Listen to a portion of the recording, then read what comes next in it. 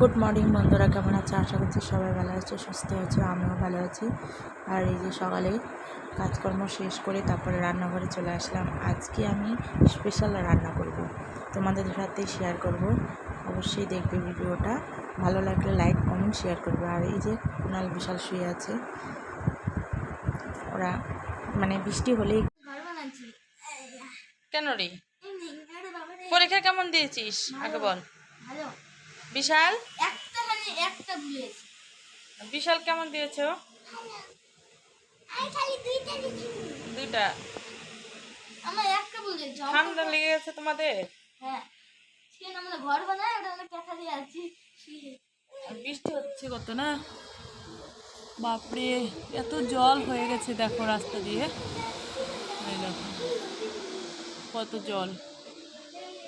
সারাদিন বৃষ্টি বৃষ্টি বৃষ্টি হয়েই আছে।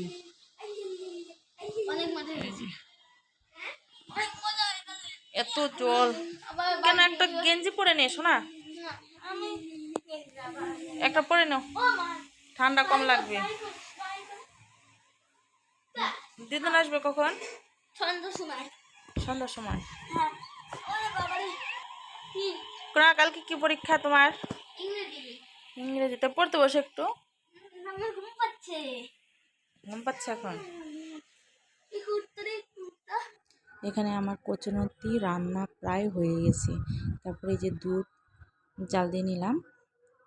এই যে ইলিশ মাছ এনেছে বাজার থেকে কর্তামশাই, সকালে বাজারে গিয়েছিল, বাজার থেকে ইলিশ মাছ বড় বড়, কিন্তু 4টায় 1 কিলো হয়েছে। আর এই যে বেগুনটাও কিন্তু ভালো বেগুন এনেছে, বেগুনটা কেটে নিয়েছি। আর এদিকে লঙ্কা আর হলো কালো জিরা বেছে রেখে নিয়েছি যেন তাড়াতাড়ি হয়ে যায়। আর এই যে কচুনতি তো হয়েই গেছে, এখন নামিয়ে দেবো। তার কালো জিরা আর হলো লঙ্কা আদা সব কিছু একসাথে বেটে শিলপাটায় তারপরে তেলের মধ্যে দিয়ে কিন্তু কষিয়ে নিচ্ছি। আর এদিকে বেগুন ভাজাও কিন্তু হয়ে গেছে। এটা কিন্তু ভালো করে কষিতে হবে, তাহলে লঙ্কার একটু ঝাঁজ মানে ঝাল ঝাল লাগবে অনেকটা, আর গন্ধ করতে পারে। তার জন্য এটা ভালো করে তেলের মধ্যে দিয়ে কষিয়ে নিচ্ছি যেন না গন্ধ হয়। তাহলে কষানো হয়ে গেছে, এখন আমি আস্তে করে জল দিয়ে দেবো।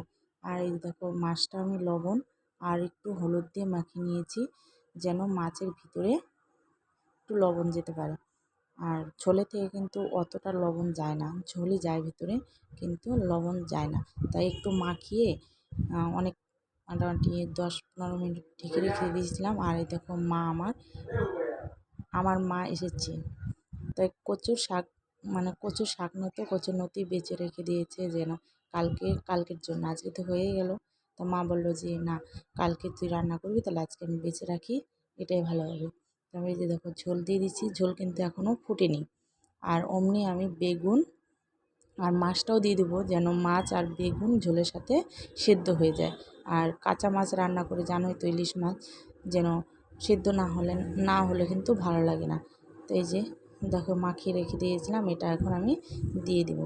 আর দিয়ে দেওয়া হয়ে গেছে। দেখুন পিসগুলো এত বড় বড় করেছে তার বলার মতন না। এই পিস কিন্তু দেখে কুনাল খুব খুশি হয়েছে যে আজকে বড় বড় ইলিশ মাছের পিস খাবো। তো ওই তো খুশিতে টিকডাক। আর আমার এই দেখো এখানে তরকারি হয়ে গেছে।